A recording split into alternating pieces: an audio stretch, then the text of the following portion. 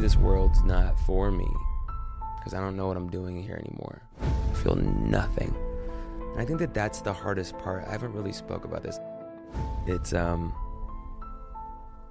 yeah, I'll just say it. I mean, Macklemore! The man behind our favorite hits. Music superstar. Grammy award winner. we're just getting started. You have no idea. Where does the desire to be on stage come from? Michael Jackson. I wanted to make music, art with melody. It was where I felt an escape from my head. 14-year-old taking 12 shots of vodka, on a school night by myself, running from the police and doing drugs that never stopped. I've read your wife had taken a pregnancy test. Yeah, we were in our home and I'm there, I'm high, her period was late, went and got her the pregnancy test, and I'm just like praying, let this be a negative pregnancy test. I'm not ready to give up the drugs. And then I heard the tears. And I remember walking outside and I just started bawling because I couldn't feel any sort of happiness. And I knew what that meant. If you were to go back and be able to have a conversation now with young Ben at 14 years old, before that first drink, what would you say? It's a great question. It's gonna cause way more pain than good, but at the same time,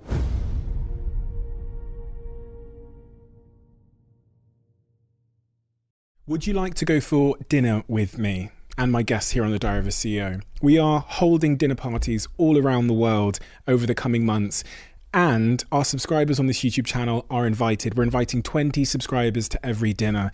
So if you'd like to come for dinner with me and my guests here on The Diary of a CEO, I have a favor to ask you. All you've got to do is hit the subscribe button, and I hope to see you at dinner somewhere around the world very soon.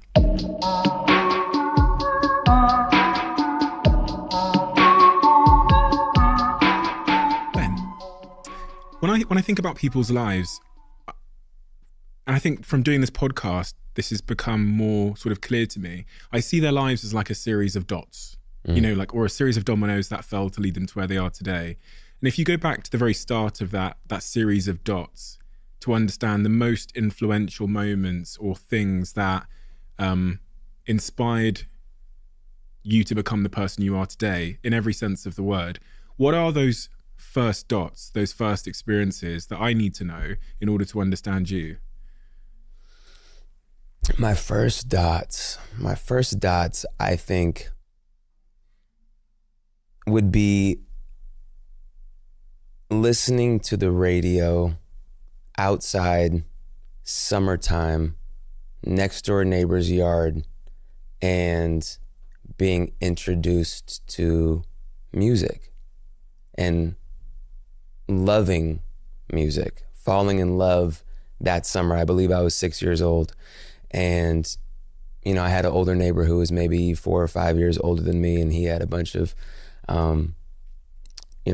my best friend was next door. He was 5 years older than us.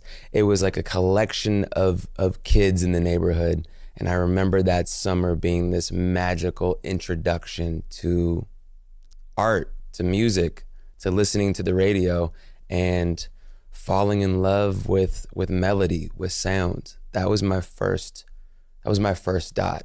And then my next dot, shortly after that, was falling in love with hip hop music at the age of 7.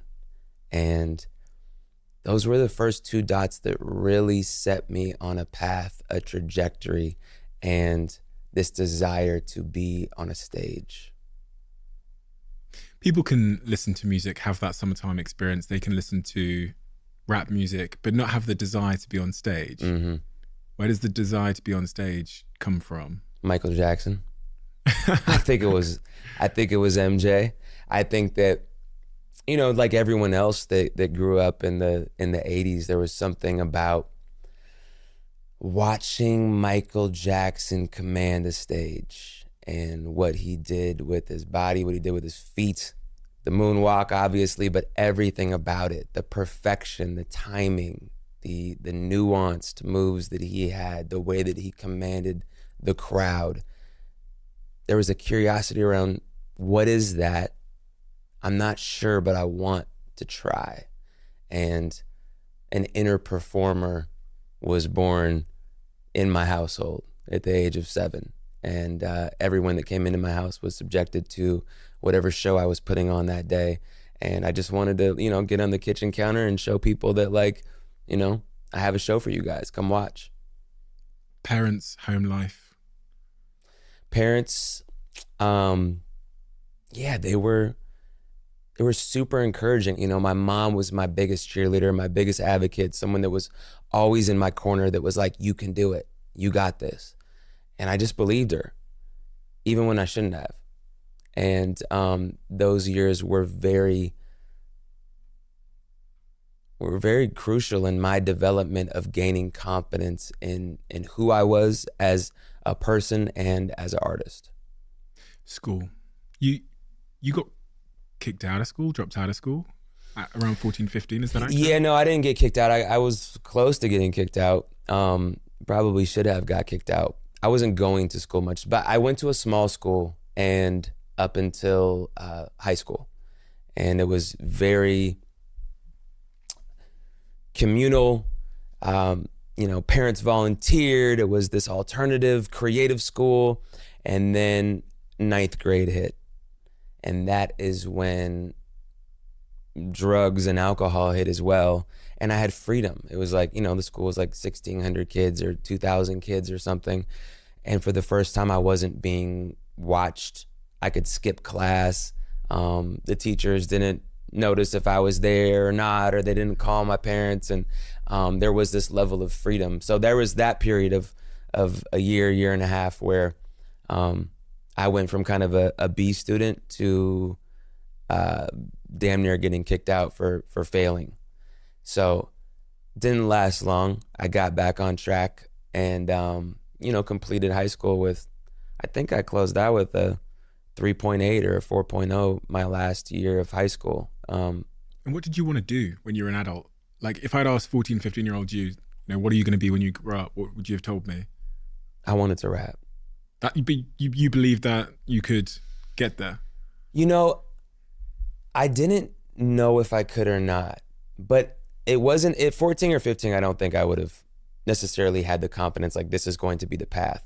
But by the time that I hit around 20 years old, it was like, this is possible. 22, it was like, this is even more possible. 23, but the problem was that I kept having, it was always like, I could make this a reality if I can just get sober. And I couldn't get sober. So it was this like, I need to get sober. I need to get clean so I can make music that's meaningful, that's impactful. Because once I got high, it was like the veil was over my eyes. I had no connection anymore to the music. And it was kind of always that balance. But I felt in my heart, if I can get clean, I can make enough music that will resonate with people that might be able to pay some of these bills.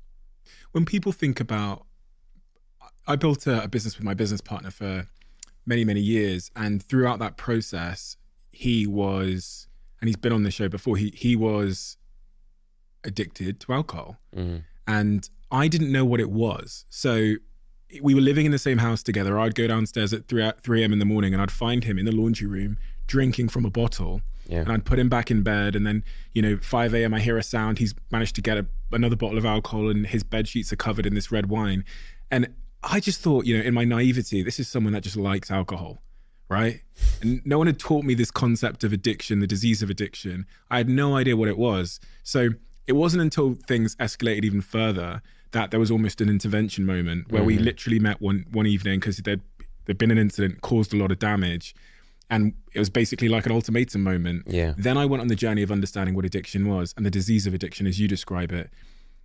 When Jay spoke to you on Jay's podcast, I could see he was doing a similar thing to what I was doing when I was researching your story, which was like trying to understand the cause of it. And I'm not even sure if that's the right question. Do you know what I mean? Like we're all searching for a cause. Yeah. And so I wanted to ask the question to you, like, what is, in your view, how did that relationship with drugs and alcohol come to be?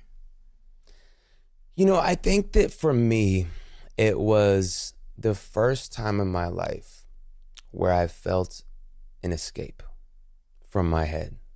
It was like, what was going on in your head? I don't even know, but I just felt a reprieve. I felt this this elation, this moment of like all of these thoughts in my head are gone. And I am here with this bottle and no one's around and I get to be a secret and I get to hide this and I feel free. I feel free from whatever it was in that, 14-year-old puberty, hormonal teenager that was going on in my life. It was like whoosh, quiet.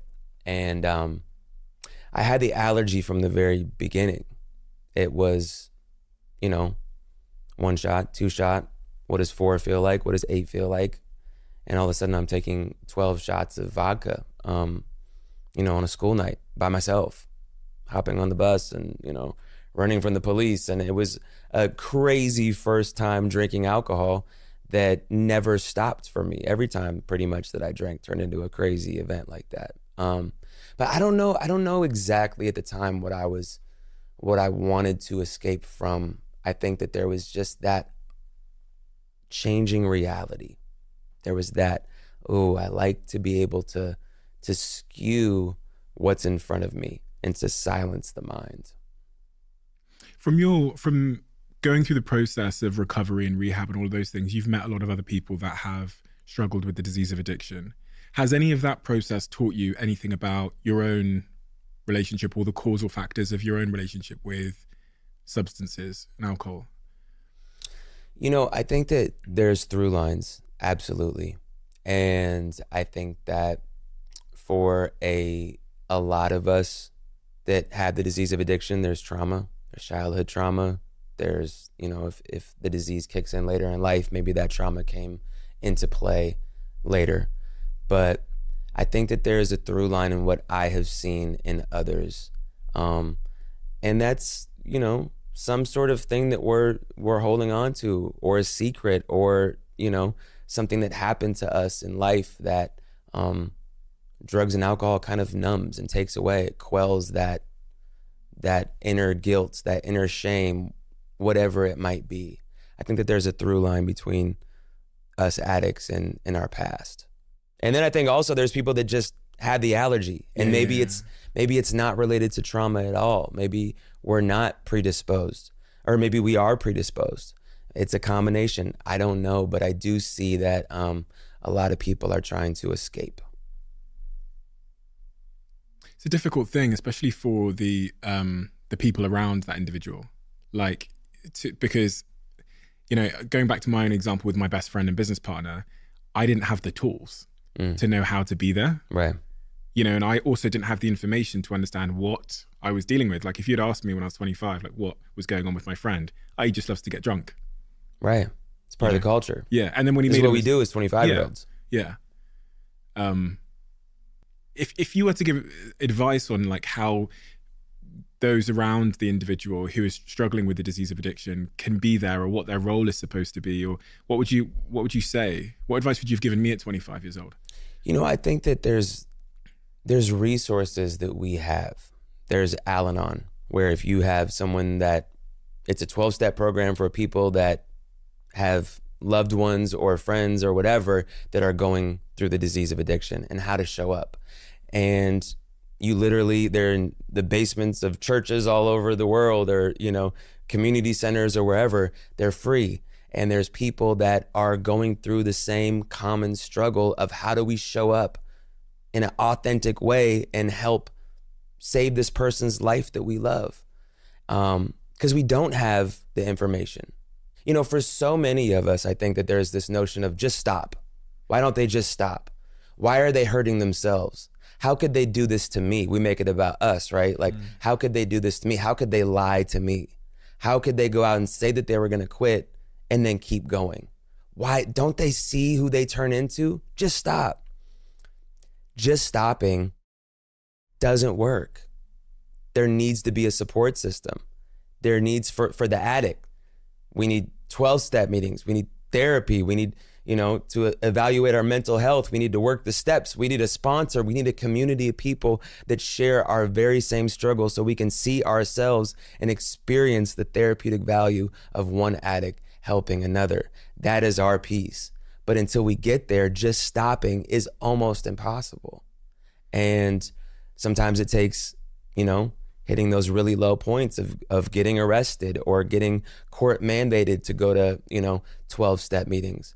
But on the other side of it, here you are with your friend, and you have no idea how to show up authentically in that moment and actually really come from a place of love. I was so angry. And you were so angry, right? Yeah. You're pissed. You don't know how to deal with that emotion. And you realize that once you go to these meetings, that just like the addict, we're powerless over drugs and alcohol, you're powerless over your friend. And there are things that you can do to help. There's probably things that you can do to maybe hurt, but overall, they have to be in enough pain that they want to change. And you're not going to be the catalyst. And you can put them in, I've watched it time and time again of people with the best intentions that end up enabling, that end up, fueling the fire, that end up trying to help but not having the tools themselves. And I think that Al-Anon is the best, easiest, free way to, even if you want to go to a meeting or two, to get some skill set, some language, and to realize that at the end of it, come from your heart and leave the expectations aside, because this is their journey at the end of the day. The moment that I described, this moment where we had kind of like an intervention, me and my best friend, and it was really a day we met on a Sunday in an office after the Saturday before. He'd got very, very drunk and caused a lot of problems with team members.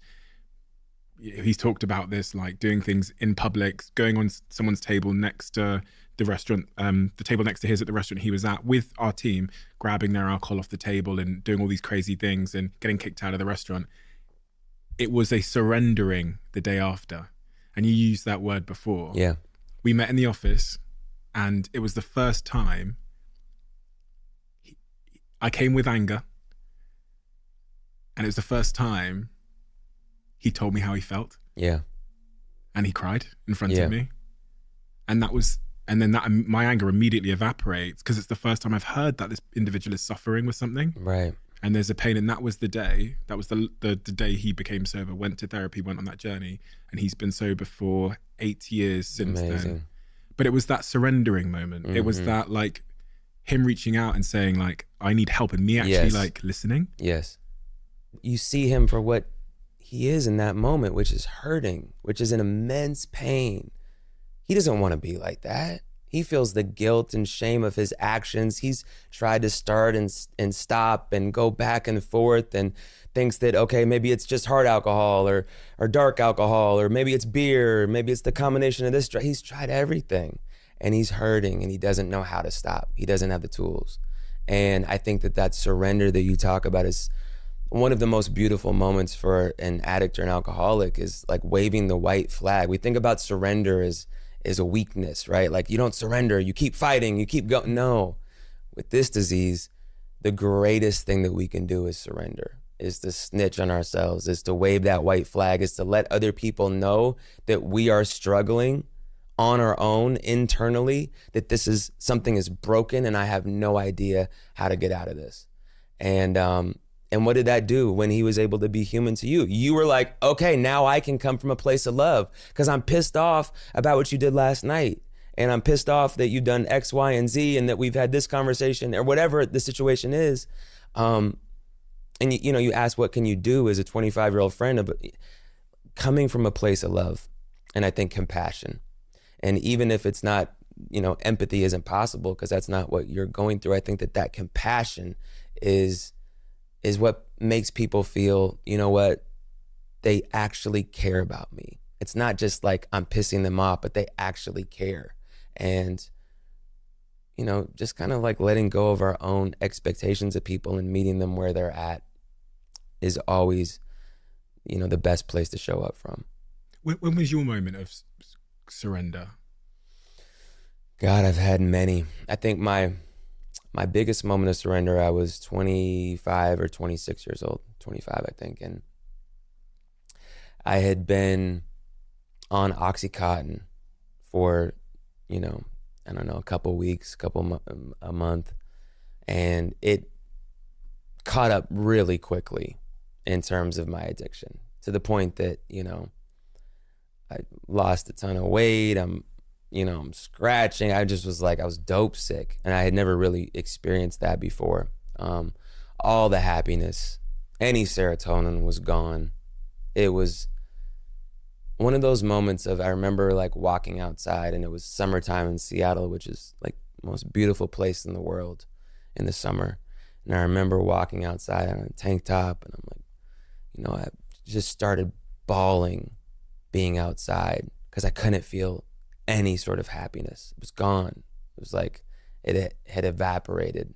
And I didn't really want to be here anymore. Like, there was that moment. It was like there was no real suicidal ideation or plan, but it was just this like, maybe this world's not for me because I don't know what I'm doing here anymore. I feel nothing. Except deep, deep grief and the obsession to get more. And it was shortly after that, I went to a family function, and I'm trying to, piece it together and just be presentable and just get through it. And my dad pulled me aside, and, I think my mom had asked him to talk to me because, we didn't grow up having too many heart-to-hearts. It was mostly with my mom, but my mom, I think, urged him to do it. He pulled me aside and just asked me, "Are you happy?" And that was my surrender moment. I couldn't lie to him. I couldn't lie to myself. It was a very clear answer of absolutely not. I am so broken. I don't even know what happy is anymore. And he asked me to go to rehab, said that he would pay for it. And immediately, I wasn't ready for that surrender though. In that moment, I'm like, no. I've heard about these 12-step meetings. I'll go to those. I know someone that goes. And he came back and was like, I think that it would be really good for you to have these 28 days to just focus on yourself. And of course, there's always the like, well, I can't go because of this is happening and this is happening. We're not worried about those things happening when we're risking our lives doing drugs or copious amounts of drinking. We're just worried about it when it's like, now we need to go take care of ourselves. And it's like the addict anthem is like, well, let me just get my life together and then I can go to rehab. It's not really how it works. It's more like, we come in very, we're at our worst. No one goes to rehab when they're like, life's okay, but I think I need some rehab. No, people come in when they are at their bottom. And I was at mine. And just saying yes to him that day on the porch, saying that I would go, was my surrender moment. It was my white flag, and it was the best decision I ever made in my life, hands down. Have you ever reflected on that crossroads moment, and if you'd chosen to go the other way and you'd said to your dad, maybe, yes, I am happy, when he asked at that family get Right. together, or when he said go to rehab, you'd said no? I think there's a good chance I could be dead. Really? Absolutely. I was close at that time. I've been, this disease, we think we're so far away from death, that we're immortal and that it won't happen to us. And I think I'm probably in my 30s in terms of how many people I know that have died from the disease of addiction. When I wrote my first song about the disease of addiction called Other Side, when I got out of rehab, maybe in 2009, I had known 3 people. So we've gone up by probably around 25, 30 people since then. I'm not naive to how quickly it can happen. And taking into account fentanyl as well right now and what's going on with street drugs, it's rampant. We are facing an epidemic right now around the world, but particularly in America. I don't know how it is over here, but I think this fentanyl is no joke. It's killing people. They think they're getting one drug, they're getting another drug. And the nature of the disease. It is out to kill us. That is its sole purpose. And yeah, I'd be dead. I think so. You've been so successful throughout your career with your music, and it's an interesting hearing those stories of the struggle and the ups and the downs and the battle with that, and then looking at your catalog in terms of music. And it was crazy. I was going through all your songs, going back through the years, and I'm looking at the numbers on these fucking records, and I'm thinking fucking 1.4 billion views, 500 million views, 200 million views, and huge numbers. The records they feel timeless when I listen to them. There's a real talent there, which, you know, when I think about the struggle you've been through, then I look at the back catalogue of the work you've produced from an artistic standpoint. I'm asking myself, what's the relationship here? Mm-hmm. Like, has your struggles played into the music, or has your struggles sort of taken away from the music and your potential? Like, what is the relationship, and what has music been throughout that struggle to you? It's a great question. And it's honestly a question that I think about too. Like I've kind of asked myself that same question in the last 48 hours. I don't know if I have an answer. I believe that it's all panned out the way that it's supposed to be. Has drugs and alcohol affected me being prolific? Absolutely. It's taken away work ethic in moments. It's taken away seasons, years of time where I could have been focused, where I could have been building momentum. But instead, I chose the path of instant gratification. And we were talking about this last night. There's one of my mentors and OGs in my 12-step program, or one of them. You know, her name was Rita. And she had this business card that she used to give out to people. And it said that her greatest regret in life is trading in what she wanted in the bigger picture for what she wanted in that moment. And I always think about my life in that way of, is this what I want for the greater good, for my story to be, or am I acting at a place of desire? Am I acting at a place of wanting to change the way that I feel right now, knowing that that will hinder me, and that's not really what I want? What place am I coming from? And weighing those. And I think for a lot of my life, it was, no, I want this right now. And that oftentimes is a destructive pattern, whether it was sex or with drugs or, you know, whatever, of trading in what I truly wanted, what I truly believed to be the truth. Because my truth is that I am the best version of myself when I am clear, when I am silent enough to be able to be a conduit to something that is outside of my understanding. I couldn't even put it into words. It's that magic that happens in the studio where all of a sudden you're almost removed from the pen that's writing the song. And, you know, I choose to call it God, but that God presence, that being is absolutely moving through me. I've never been able to feel that without a spiritual practice. Music has always been a spiritual practice for me. But I think that it's made me who I am. I've made tons of mistakes. And since I've been famous, I made tons of mistakes that were, you know, influenced by the drugs that I was doing, or, you know, the positions that I got myself in. But those also turned into learning moments. That turned into maybe a song, or maybe a conversation, or maybe the thing that I needed to share about in a 12-step meeting that saved someone's life. I don't know. But I know that I'm here. I know that I'm here for a reason. I know that my catalog is something that I'm super proud of. And, you know, beyond the numbers, it's like last night driving from Birmingham into London, I listened to Ben, my new album. I hadn't had that moment for a while of listening to my album in its entirety, because you're working so hard on it. There's so many nuanced things. It's like, you can't even just enjoy it. And I sat in the car and I listened to it all the way through. And it's the best feeling to be like, you know what, I worked really hard on something, and all of these little moments, all of these mistakes, all of this pain eventually finds its way into purpose. And I think that that's an artist's highest form, is to be able to take pain and repurpose it into purpose. What is giving you that, or like you described that moment in the studio where you're clear and you're almost channeling something, your higher creativity, whatever that is.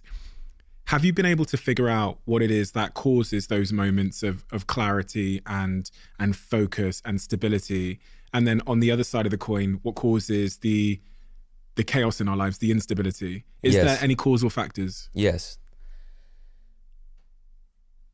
For me, it is exercise. It's getting outside. It's like actually cardio.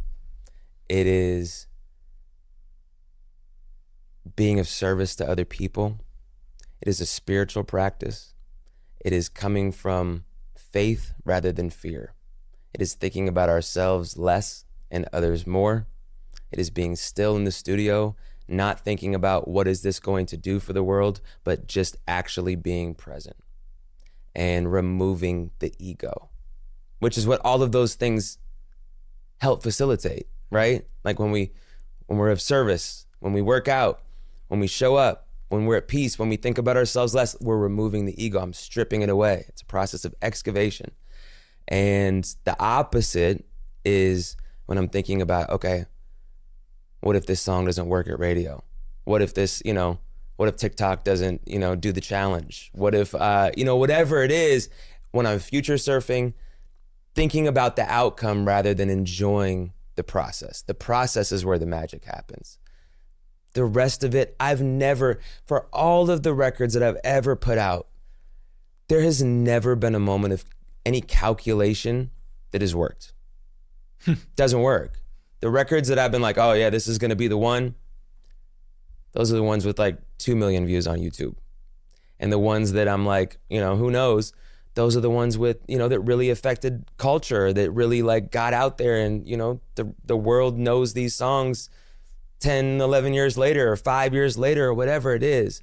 I think that intention in the studio is so important, because even if I put out a new album that doesn't stream as well as the last one or whatever it is, that's not my metric. If I am basing my identity around those numbers and those metrics, I will always be disappointed. My bucket will always be half full. And if I'm basing it on what was the intention, what am I actually trying to get at? The music is going to hit who it hits. It was already written. I just have to get out of the way. When I try to control, hang on, when I try to play puppet master, that's when I become miserable. And I'm not effective at my job. So 2 questions here then on that basis. I'm sure people ask you what your favorite record is or whatever. I'm not really interested in that. I know it's like choosing your favorite children or whatever, and they're all different for various reasons. But in terms of the most important record you think you've ever recorded, the one that you believe has benefited others, the world, the most, irrespective of performance metrics, what is that record and why? It's 2 records. It's Same Love, and Other Side. Interesting. And I think Same Love is the obvious answer, because it came out at a time where we, as I'll speak for America, but kind of even more, it came out at a time in America where we were having this conversation around legalizing gay marriage, where there was a shift. There's a cultural shift, and that song became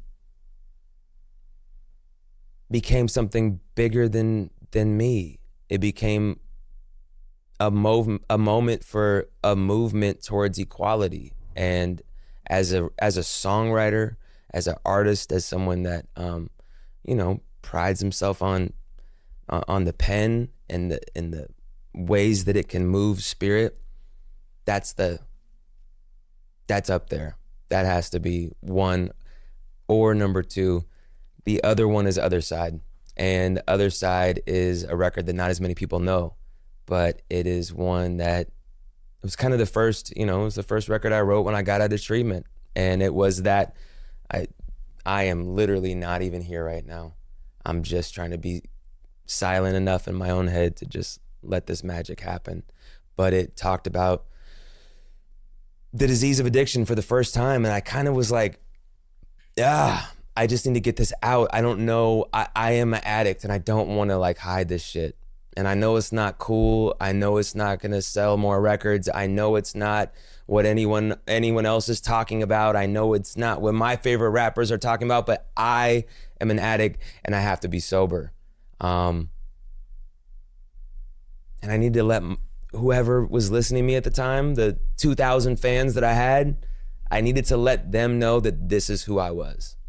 And, it said that we're only as sick as our secrets. I didn't want to be sick anymore. I just wanted to tell my truth. And that was the record to do it. And what I watched happen after that, I'll never forget. People coming to the shows, 6 people, 12 people, 14 people in recovery coming because they heard Other Side, and it changed their life. And I know what that feels like as someone on the other end of it whose life was changed so many times by the music that I was listening to. And yeah, it's those two. Those are the ones. I listened to Drug Dealer earlier, and I listened to it, but then I looked at the comments section, and it is like, it's profound.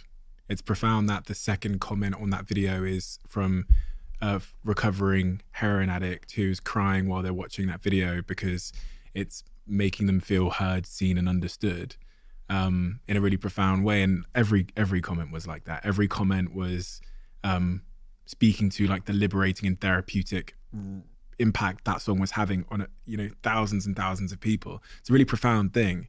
It's almost, it's a lot, isn't it? In terms of, you talked about those people coming to your show, the 7, the 10, the 12. Has that ever felt like, and this is a strange word to use, but has that ever felt like an emotional weight at all? Because you're hearing these stories. I sat with Jordan Peterson, in fact, and he talked about how people coming up to him and telling them about their own journeys and their own emotional path to recovery or healing can sometimes feel like an emotional weight. It's a lot to carry. I feel the opposite. Really? I feel connection. It connects me to the art because I'm not in the same place that I was in 2009 when I wrote that song. Mm-hmm. My life looks very different. I think when I hear people say that they were moved or they were transformed or that they felt some inspiration or, whatever it is, for one, it's an opportunity, and I think that maybe this is where Jordan and I differ, is that I'm an addict, this person coming up to me is an addict, and there's an immediate connection there that I can't describe. I don't know what it is, but it's just like, oh, you got the same, oh my God, we had the same thing. How are you doing with your journey? How are you doing with yours? And it's not a weight, it's more like, thank you for, the meet and greet of thank you so much, appreciate it, thank you so much. Like, that's a weight. That's just going through the motions. The actual moments of people telling me those things when I'm like, okay, let's pause. Like, we don't need to get through the line so fast. Let's, we'll get to the hotel when we get to the hotel. Let me be present with this person because this conversation is changing my life. I'm reminded why I wrote that record in the first place. I'm reminded of the beauty that happens when we share honestly. Like, those are those moments where I'm like, thank you. That's where I feel like I am the recipient of a gift that's coming full circle because they're reminding me of how important it is to share honestly, regardless of how it looks, regardless of how it's perceived. And I think that so much of the time there's this, well, if I tell my truth, will I be an outcast? Will I be accepted? Will I be kicked out of the tribe? Will I still be a part of? We want to be a part of. And there's this thing that happens, like what happened with your friend when you saw him finally. When you saw him not as the alcoholic that was fucking shit up in the house or messing up your life or like, why doesn't he just stop? But you saw him in his rawest state. That's raw humanity right there. And when we demonstrate that, when we can show others that we can be raw,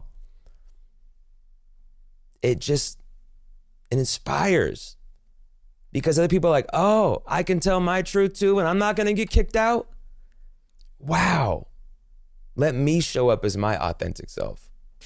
Quick one. As you guys know, we're lucky enough to have Blue Jeans as a sponsor and supporter of this podcast. For anyone that doesn't know, Blue Jeans is an online video conferencing tool that allows you to have slick, fast, good, quality online meetings without any of those glitches that you'd normally find with other meeting online providers. You know the ones I'm talking about. And they have a new feature called Blue Jeans Basic, which I wanted to tell you about. Blue Jeans Basic is essentially a free version of their top quality video conferencing.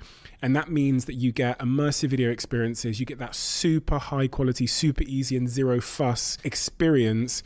And apart from 0 time limits on meetings and calls, it also comes with high fidelity audio and video, including Dolby Voice. They also have expertise grade security, so you can collaborate with confidence. It's so smooth that it's quite literally changed the game for myself and my team without compromising quality at all. So if you'd like to check them out, search bluejeans.com and let me know how you get on. DM me, tweet me, whatever works for you. Let me know how you find it. Over the last couple of, maybe 4 months, I've been changing my diet, shall I say. Many of you who've really been paying attention to this podcast will know why. I've sat here with some incredible health experts. And one of the things that's really come through for me, which has caused a big change in my life, is the need for us to have these superfoods, these green foods, these vegetables, and then a company I love so much, and a company I'm an investor in, and a company that sponsored this podcast and that I'm on the board of, recently announced a new product, which absolutely spoke to exactly where I was in my life, and that is Huel, and they announced Daily Greens. Daily Greens is a product that contains 91 superfoods, nutrients, and plant-based ingredients, which helps me meet that dietary requirement with the convenience that Huel always offers. Unfortunately, it's only currently available in the US, but I pray that it'll be with you guys in the UK too. So if you're in the US, check it out. It's an incredible product. I've been having it here in LA for the last couple of weeks, and it's a game changer. Social media, you don't really do social media, do you? You don't really, in terms of like engaging. I heard that you're not the biggest fan of social media. Well, that hurts my feelings because I try pretty hard. Well, I No, I'm just kidding. Yeah, I was gonna say. No, I do. You're not out there you're not out there every day talking about your life and showing behind the scenes. Yeah, social media for me is part of my job. Sometimes I'm great at it. Sometimes, I'm just this guy. I'm like, okay, what are we doing on, social media now? And then it's like, zoop. But outside of work? Outside of work, no. I want to be present. I want to be like, it's like my kids show up today and, my videographer is like, yo, if you can get a little bit of iPhone footage with the kids, like walking around, like that'd be awesome. And I'm like, asking my wife 5 minutes into our walk, like, hey, do you mind getting some footage of us walking? Like, and I'm just like, never mind. It doesn't matter. Like, it doesn't matter. What matters is that I'm with my kids and that I'm being present and that I'm happy. And I'm off my phone. Because I've experienced both ways, and it's a balance, right? Like there are times where I need to be on my phone and I need to be on social media and I need to be handling whatever needs to get handled. But I think it's about the relationship that an individual has with social media. And again, it comes back to intention. Is the intention for the most likes, for the most engagement, for the most follow? Like if that's what it is, then there's always going to be a void there that's looking to be filled. And it can be really toxic. And I was talking to, a couple guys on tour with us and I, 20-year-old, 21, and just talking, they're just constantly analyzing TikTok and trying to figure out why did this post perform and this one didn't, and maybe it's because we're over in Europe and the geo-targeting and all of this, and I'm like, you guys are 20, like you're on tour in Europe, like go out and have fun, explore, like live outside of TikTok. And when this is all that they've known, and that this platform is the reason why I know he exists and why his songs have gotten out there, it can be really challenging. And I feel for the younger generation, and I feel for the older generation that's like, yo, the label's telling me that I have to do this and I really don't want to be here at all, but here I am post. There's a spiritual sickness that can be easily insidiously infiltrate our psyche if we're just here nonstop, and I just don't want to be.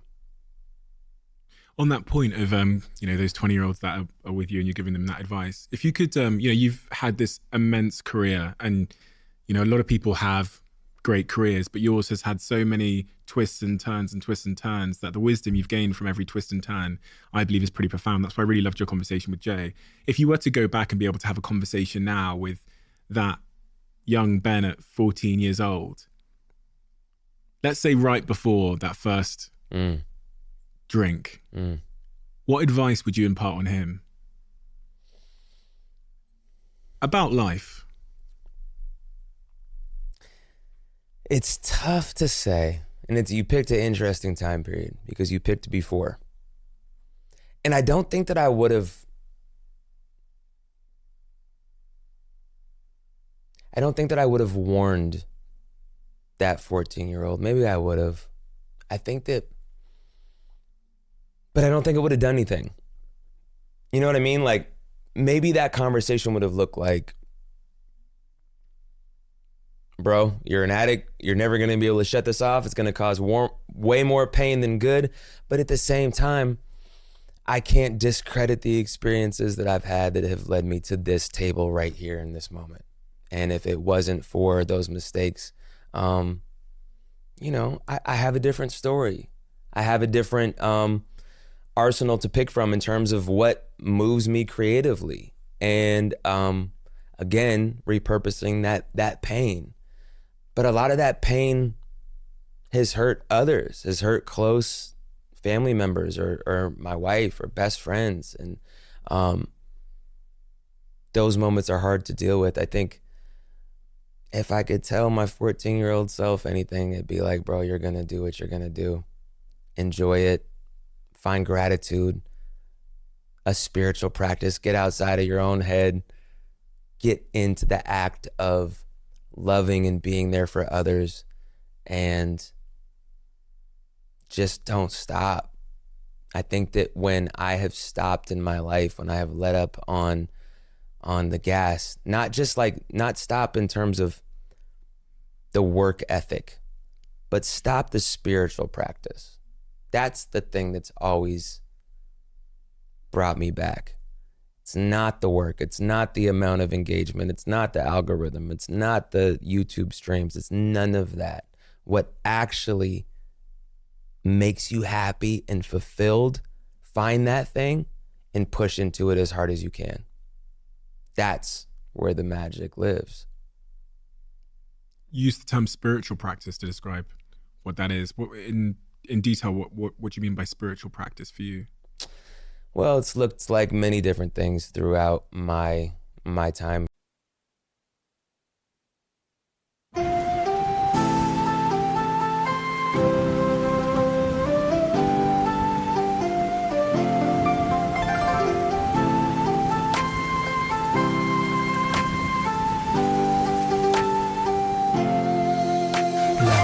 Trời đổ cơn mưa rào, em đi câu biệt ly còn chưa chào, quên môi hôn nắm say cái nắm tay, quên những ái ân lẫn giận hờn vừa trao, em ơi tình đầu còn nhiều bỡ ngỡ, sao lại đành lỡ dở, anh không biết sóng bắt đầu từ đâu, nhưng sóng quá lớn thì cuộc yêu vỡ bờ, em ơi giấc mộng chưa thành đã dở dang, ngậm đắng nuốt cay nhìn trời mà thở than, có lẽ nhân duyên sắp đặt sự lỡ làng, anh không bằng lòng nhưng đâu thể gỡ gạt, vài kỷ niệm nhật ký vẫn ghi chép, vài đoạn phim còn lưu lại chi tiết, đớn đau nào não nề như khi biết đoạn kết thê lương trên dòng sông ly biệt, em ơi chờ đợi cả thanh xuân như cánh hoa 10 giờ vẫn y nguyên cảnh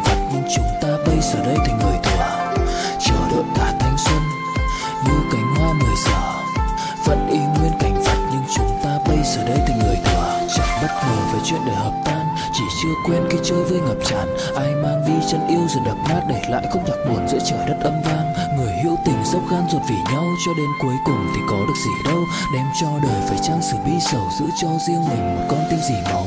Đối diện câu chuyện độc thoại nội tâm, nhiều thứ anh cần học lại nội dung. Giá em ở đây trách móc phải lỗi lầm, thì cuộc đời anh các khóc lại đối xứng. Vì ai nên mang thanh xuân này vô định, kẻ hữu ý nhưng kẻ chỉ vô tình. Anh giống như Mr. Fantastic, bởi vì hạnh phúc của anh biết vô hình. Em ơi, chờ đợi cả thanh xuân như cánh hoa 10 giờ, vẫn y nguyên cảnh vật nhưng chúng ta bây giờ đây thành người thừa. Chờ đợi cả thanh xuân như cánh hoa 10 giờ, vẫn y nguyên cảnh vật nhưng chúng ta bây giờ đây thành người thừa. Here, you know, in moments it's been a meditation practice. In moments it's been a yoga practice. In moments it's been, you know, many 12-step meetings throughout the week, or step work, or working with others. But I think it's the art of just getting outside of oneself and getting grounded in the moment and serving others. That has been my consistent point of reference is, you know what? When you feel spiritually sick, reach out to someone else. Whether it's picking up the phone or call that person that you've been avoiding or whatever, just get outside of your own self. Do the thing that makes you uncomfortable. Push into that, because that's when life all of a sudden becomes vibrant. Colors come back. It becomes alive of like, oh yes, I turned this off. I stopped thinking about me and what I wanted in the moment, and I just showed up for someone else. And I found that connection. I found God in those moments. I found that little piece that reminded me of who I am just by showing up for another. A second ago, you talked about, when you're talking about other people, you said that one of the hardest things is knowing that you would go on to hurt other people. Yeah. Who did you hurt? I've hurt my parents. I've hurt my wife probably the most. I think anyone that I was being dishonest to, you know, there's almost this double life that needs to be lived. And, you know, when I would go off and I'd relapse and I'd lie about it, I wouldn't, you know, relapsing is, you know, for me has always been a sneaky thing. It's not like I'm like all of a sudden like, hey guys, just so everyone knows, I'm high again. No, this is like quiet, hush. I'm trying not to get caught.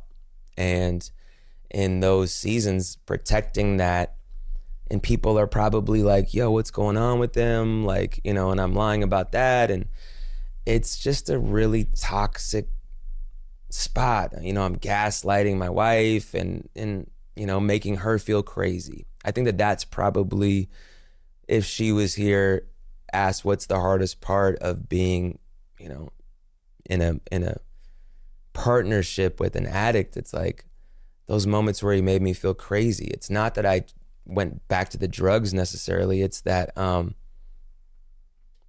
made her feel like she was crazy, and that she was off because she was even questioning me.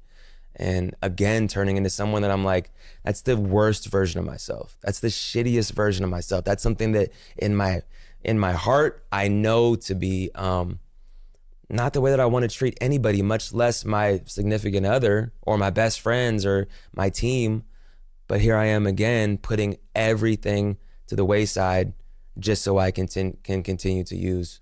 And it's a pretty dark place.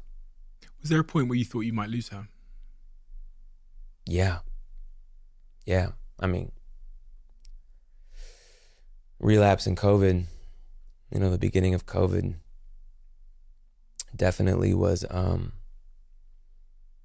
know, she kicked me out of the house, and I went to stay in my parents' condo, and I remember just driving around aimlessly, like I'm gonna lose my kids, I'm gonna lose this marriage.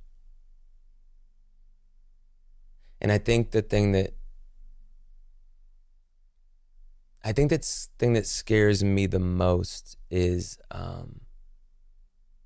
if I'm being honest, is not being in my kids' lives and the devastation that would potentially, and that impact that a divorce would have on them. And the other flip side of it is I believe that kids are resilient and that pain can be repurposed, and that, you know, half of the world is divorced, and, you know, beauty can come out of it and does all the time, and people end up in much better situations out of divorce. So I'm not against divorce, but for me and my kids, that was the thing that I was holding on to, was just this, like, I want our family to stay together. And the fact that it would be because of me. It would be because of my self-centered, instant gratification, need to escape, not actually working my 12-step program ass. Like that, I would be the reason that this family broke up. And I would have to hold that. And that weight, the idea of that weight still seems too much to live with. I know I could do it, but in that moment of that last relapse, I was definitely yeah, it was a real scare into, look what you're about to lose. For what? For this? This doesn't even make you happy. This stopped working right away. It never worked. It never worked for you. It never worked. It never worked in the long run. Even if you had a good night or two, in the big picture, you have an allergy, and that allergy is trying to kill you every time you pick it up.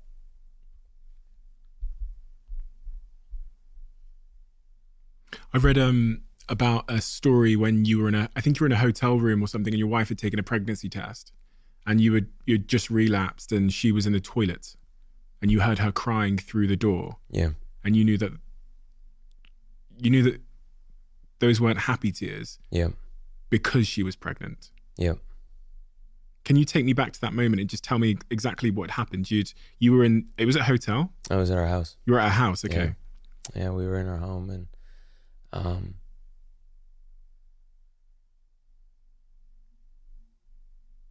yeah, it's kind of I mean, it's the truth, but it's yeah, I'll just say it. I mean, I'm there, I'm high. She doesn't know it, but she knows it. But, you know, she hasn't caught me yet, and I just keep denying it. And, you know, her period was late, went and got her the pregnancy test, and I'm just like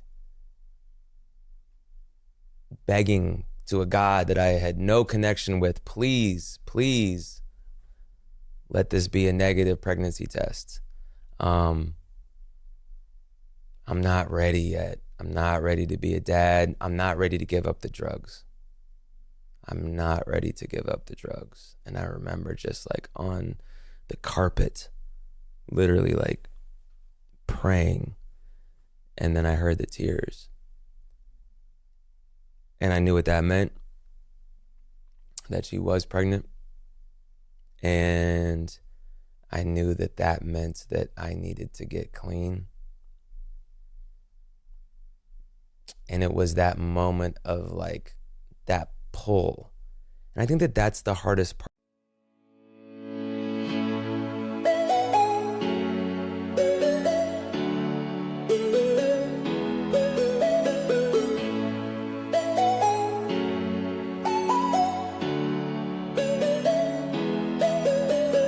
Đưa cho anh cái bản đồ, đưa cho anh cuốn từ điển, đưa anh đi từ cấp cứu.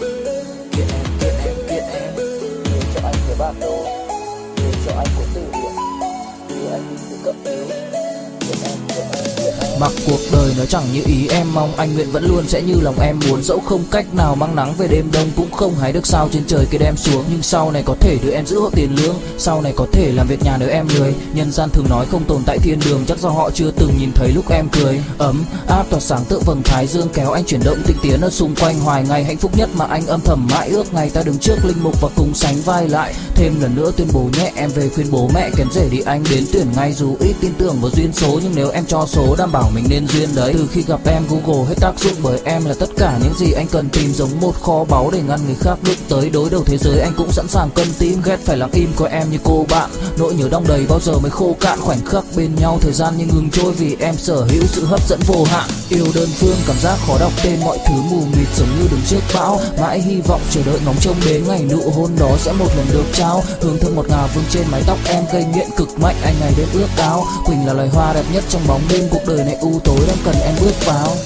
Đưa cho anh cái bản đồ vì anh sắp lạc bên trong đôi mắt kia. Hãy đưa cho anh cuốn từ điển vì cảm xúc này anh không thể cắt nghĩa. Chuẩn bị đưa anh đi từ cấp cứu vì anh sắp gục ngã dưới chân một nữ thần. Kiện em bóc lột khiến trái tim anh sao xuyến quanh năm chẳng được nghỉ kể cả ngày chủ nhật. Sắp phát in mà đâu dám lộ ra, bên bưu điện cũng không ship hộ quà. Họ chẳng thể nào chuyển hết toàn bộ nhung nhớ của anh định trao em, bởi tại vì to quá. Xuất hiện bất ngờ như cơn gió vườn qua, trái tim thẫn thờ tự dưng nó chợt lạ. Đối với cuộc yêu chỉ đủ chỗ cho hai người, nên giá trị em giờ luôn là nhỏ hơn ba. Nhưng tất cả đều do anh nhút nhát, mà dù chinh phục em đúng mục tiêu đích thực, những câu tỏ tình lại như quốc ca Tây Ban Nha mãi không thể có được một lời chính thức.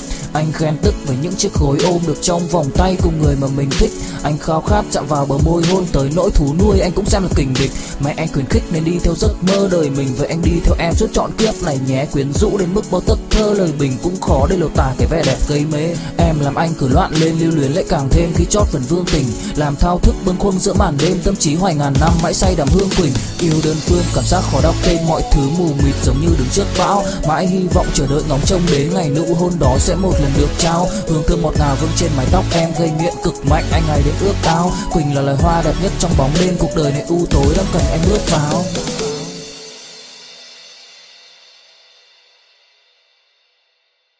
I haven't really spoke about this. I think that's the hardest part about the disease of addiction, is this pull, is the compulsion and the obsession for more, yet knowing that more is the thing that is leading to depression, the rock bottom, the not wanting to be here anymore. But it's this just that at odds. And I felt that inner turmoil of just, I'm not ready to be a dad because I still want to get high. And I know I need to stop, but I am just not ready yet. And sure enough, she was pregnant. And I got clean. And she was pregnant with our first daughter, Sloan.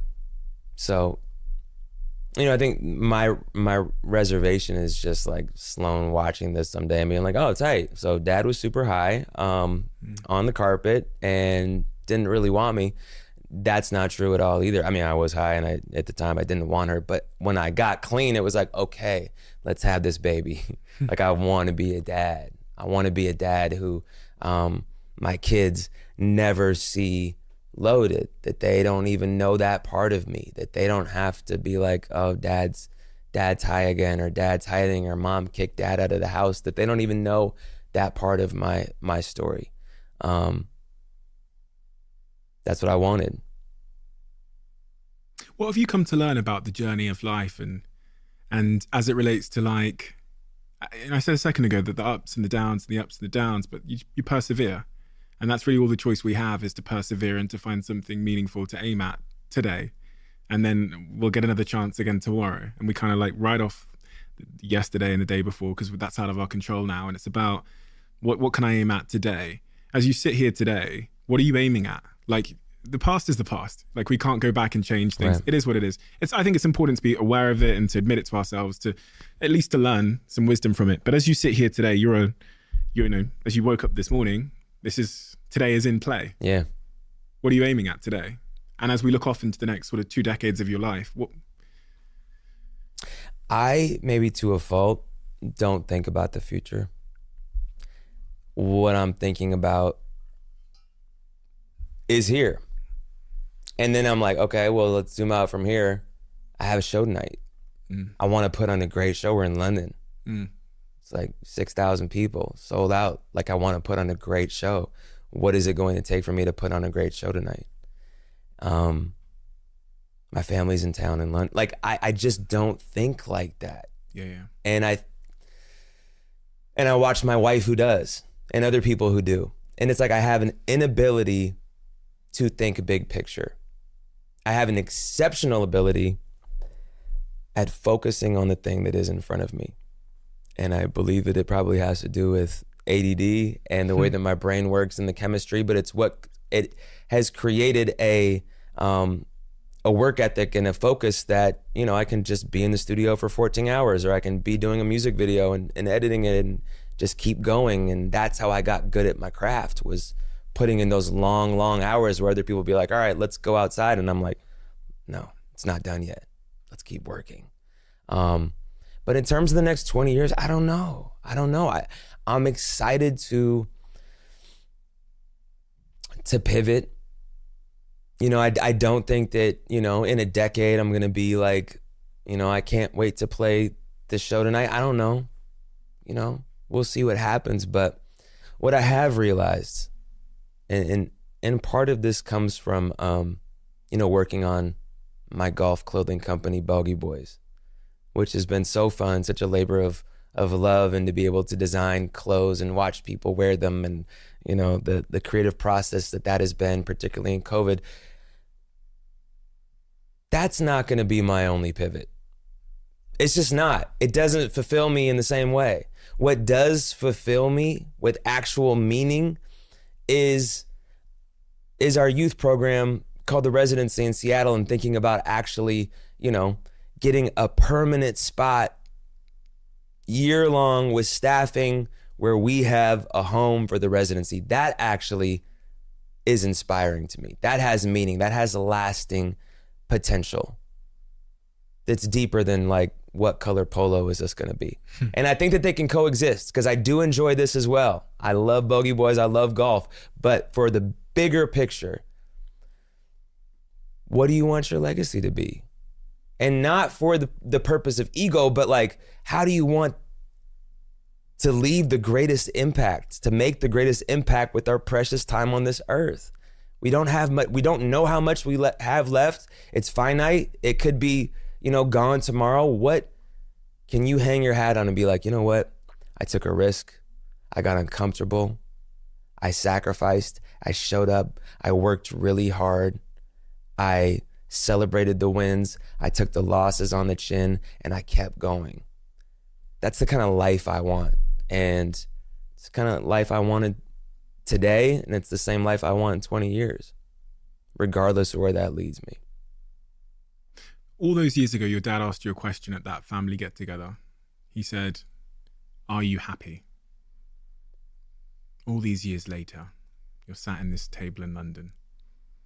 Are you happy? I think happiness is fleeting. I think happiness comes and goes.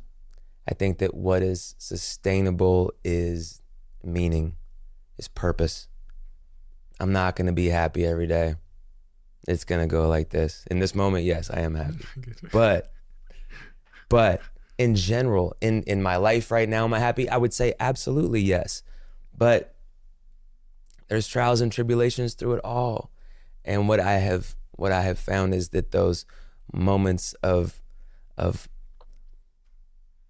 being tested,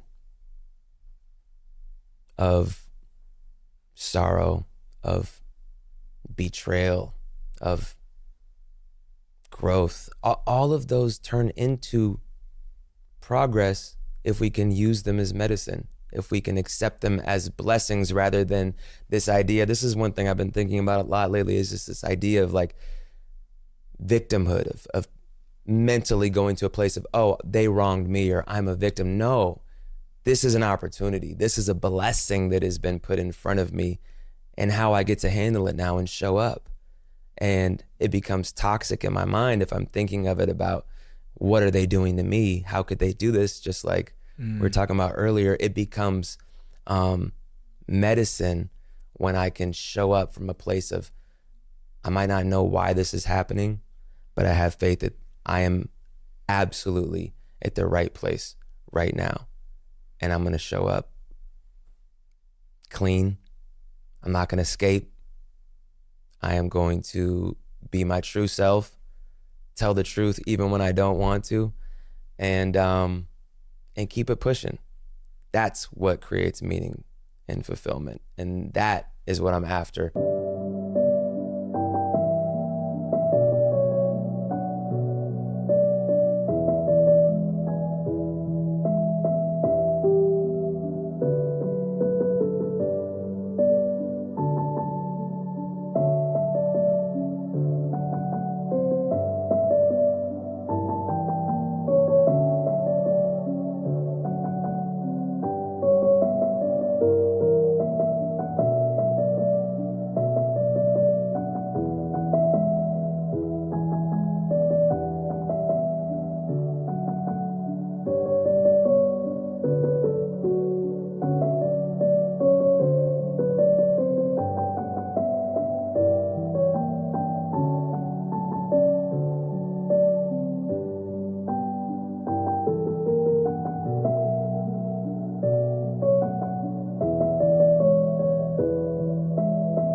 Not momentary happiness. There seems to be a real authenticity to your new album, Ben. And I think, I mean, maybe that's even evidenced in the choice of the name to some degree, because you've called it after yourself, after the name that your parents gave to you. And throughout the album, I felt a certain sense of, I was going to say, I don't give a fuck about like what I'm supposed to be to some degree, because it feels like all of you, as opposed to just a narrow part of you, if that makes sense. I don't know. Absolutely. So like, and I say that in part because I listened to the first record and then I got like 6 or 7 records down, and it was just like, you hadn't, the first record didn't sound like the 6th record. No. It was like a completely different kind of expression. So I was thinking it's kind of someone that has kind of just doesn't really give a fuck about what they're supposed to make, and they're making what they care about. Maybe that's my assessment of it. How accurate was that? What was your thinking going into this? And how is this project different to all of the other projects you've... I think that you summed it up beautifully. And I love to be able to do all of that. And just like walking in the studio and be like, what is speaking to me today? You know, maybe it's a dance song from 1984. Maybe it's a, you know, I'm going through something. Maybe it's a pop song. Maybe it's like I want to rap, with Primo scratching and it sounds like it's from the 90s. Like it's whatever direction I want to go is like, I don't want to feel limited. Like, oh, but that's not what you do. No, I could do whatever I want to do. And you're right in that it's all me. Like those are all bits and pieces of me. And I think for a long time, and that's what I've always done kind of. So how does it differ? I don't know. I feel like maybe there's been a little bit more cohesion on other albums, but for the most part, that's what I've always done is those are all facets of my expression. And I think it's confused people, cause like I'll have homies that are like, yo, you dropped Heroes and then you came out with this like, pop song with the music video directed by your daughter. Like, what is going on? And I'm like, yep, that's what I did. But doesn't authenticity confuse people anyway? Because conformity doesn't confuse people. No, you're right. Conformity fits. Yes, conformity fits. Authenticity doesn't. No, and they want me to be this version. Yeah. And, radio wants me to be this version and, it's like, you're right. I mean, authenticity confuses people. And once people can put it in a box, package it, be able to point to it that this is that, it makes it a lot easier as an artist to, or as a, observer to judge. I don't like it because it's this. Yeah. Versus like, oh shit, he did that, but then he did that. And I like that, but I would never listen, whatever. People are trying to figure it out. I'm like, I'm just gonna keep making the music that I've always made. And again, I have a faith now that it lands where it's supposed to land. And that process has been therapeutic for me, of just detaching from the outcome, regardless of what it is. Just make it because you love it, dude. That's all. I think that's a super, powerful lesson, an important one that I think everyone, without maybe realizing it, can actually really relate to. I even have that a lot on this show, where I will have such a diverse range of guests that on every conversation I have, there's a comment saying like, get back to interviewing CEOs, or why is this person, or why are you interviewing sports people, or whatever. And there was maybe a point where I thought, it crossed my mind, maybe they're right. Maybe I should just like stay in my lane. Yeah. But the authentic me goes, I care about so many fucking things. Right. I love sports. I love businesses. I love music. I love psychology. So can I just run the experiment of being myself? Yeah. And I refer to it as an experiment because there's a perceived cost to running that experiment. You don't know the outcome. Are people just going to stop listening? Running that experiment has been, most importantly, okay, it's worked, but it's been great for me. Right. As in, like, I can show up every day and like my life, regardless of whether people want to listen. I can really enjoy this. And that's how I can run this as a marathon opposed to as a sprint, right? Right. Like when we conform, it's like, I've never seen it be sustainable for my guests when they're like wearing a mask for too long. I could do this for the rest of my life because I'm being myself. Do you see what I mean? Absolutely. We have a closing tradition on this podcast where the last guest asks a question for the next guest, not knowing who they're leaving it for. And the question that's been left for you by our previous guest is there someone from your past that you should have a conversation with that you haven't had? If so, why haven't you had it? And what is that conversation?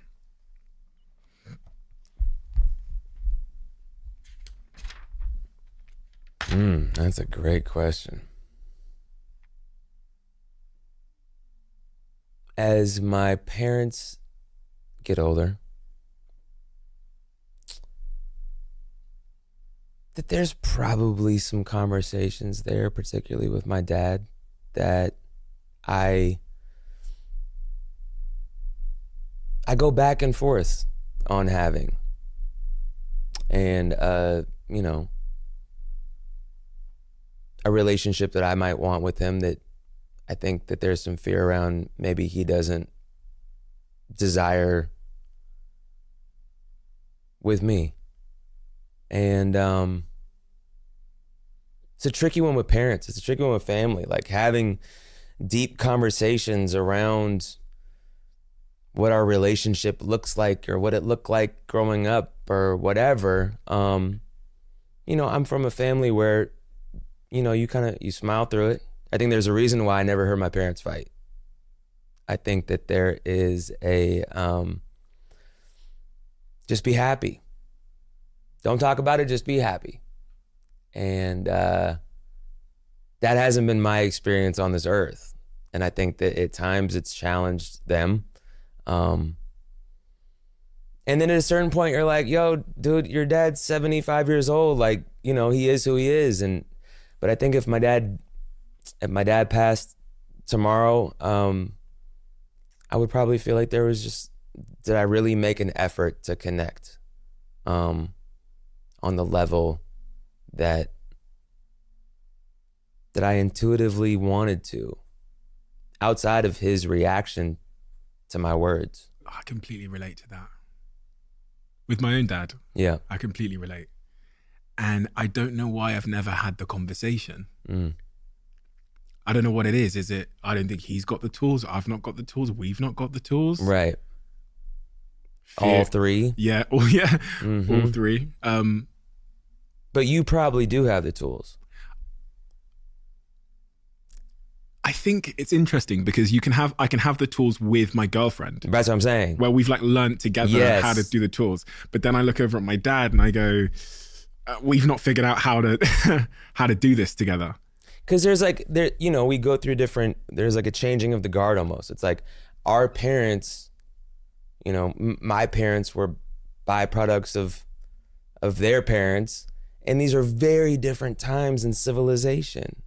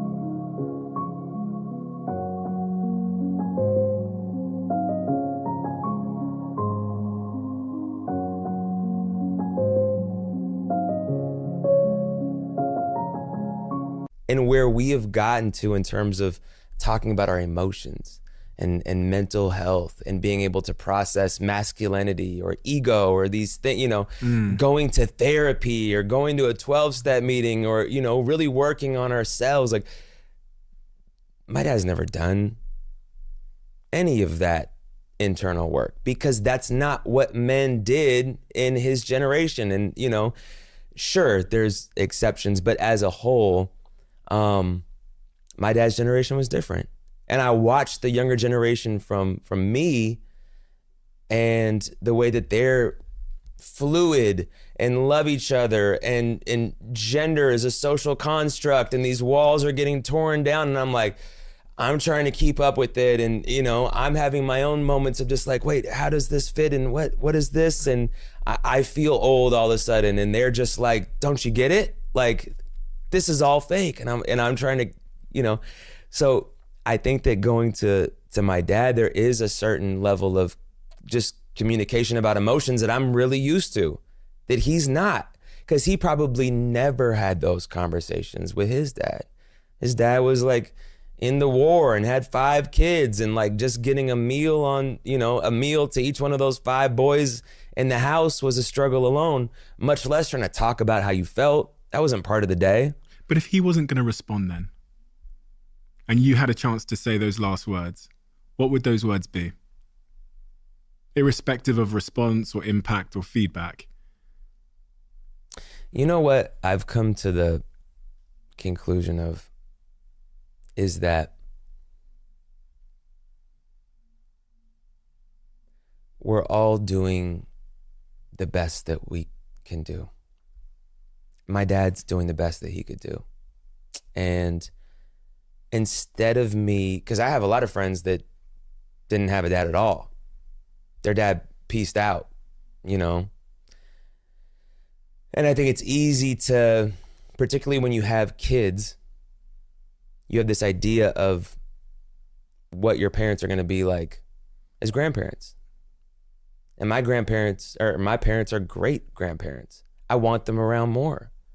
Not even for the childcare, just because I think that family is so important. I think that nuclear family is so important. I think that we have, you know, we come from like communities where we helped raise children together, and, you know, this porch looked out over to this porch and we had actual tangible human connection.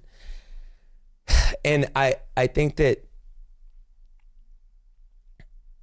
I've desired something in my in having kids and in reflecting on my own childhood and what that was like with my parents now that I'm a dad. And I'm like, oh, I didn't do any of this with my dad. What was my life like?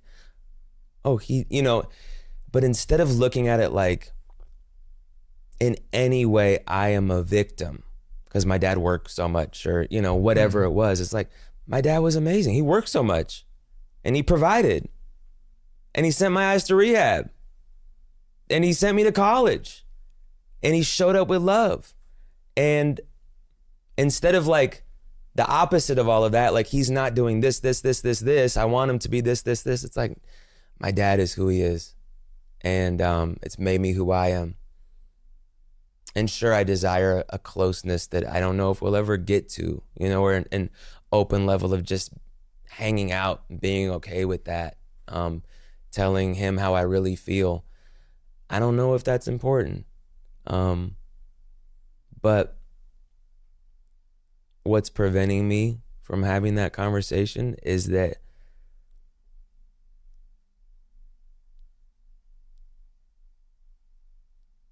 it's a hard conversation to have. Family is so layered. We're not talking about like a friend I met 6 years ago. We're talking about this person that brought me into this world. Our DNA, the very fabric, our identity, it's a lot there. And I think sometimes I question if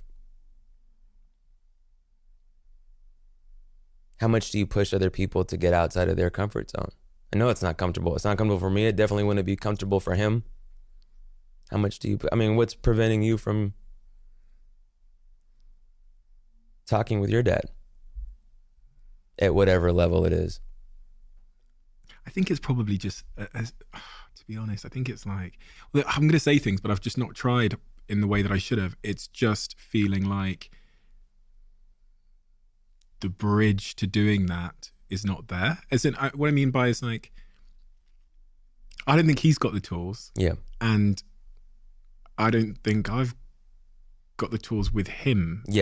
I would say exactly the same thing. That's what I mean, you know, because with my girl, it's funny, in generations, we all seem to be able to do that sideways and down, as you said. So like you could probably have those conversations with your kids Absolutely. and with your peers. We do all the time. Yeah. But as you said, when we look up at our parents, the generation they came from, they didn't do podcasts like this where they talked about their feelings and emotions and stuff and mental health. And so they didn't learn the tools. And it's like, can you teach an old dog new tools? But it's probably an excuse on my part, because that's why I asked you the question about, regardless of how they respond. Yes. Because both of our dads aren't going to live forever. And what's going to live on after they've gone is the regret. Right. And I don't want the regret. I don't want the regret either. So I just want to, I need to write a letter or something and just send the fucking letter. Yeah. You know what I mean? I guess this is a conversation for another time, because you got a show tonight at Wembley. So I'm going to let you go. But thank you so much for so many things. Thank you first and foremost for creating great music that's brought joy to our lives. But I think even more important than that, music that has helped people in such a profound way. Not everybody does that. Beyond the views, like, I think you've clearly come to learn that views are one thing and then impact is a completely different thing. And the impact that I just saw in that one video, Drug Dealer, would be profound enough life work for any one individual, just in the comments section from what I saw. Beyond that, you've repeated that over and over again. And even on your new album, Ben, within the first paragraph of the first song, you're taking me back to your own struggles, which I think is, as we've described, that vulnerability you demonstrate in these conversations, in your interviews and your music, is the doorway to connection. And I don't think you'll ever even see the extent to which you've allowed people to feel that connection through your music, through your art, and through these conversations. So that's what I want to thank you for. And it's an honor to meet you and to get to do this, because I'm a fan of your work, I'm a fan of the man, and I'm a fan of everything you've touched. So thank you so much. God, thank you so much. You're amazing. This is incredible. And I really appreciate you having me. You have a light to you that it's very impressive. And I get it. Thank you, Ben.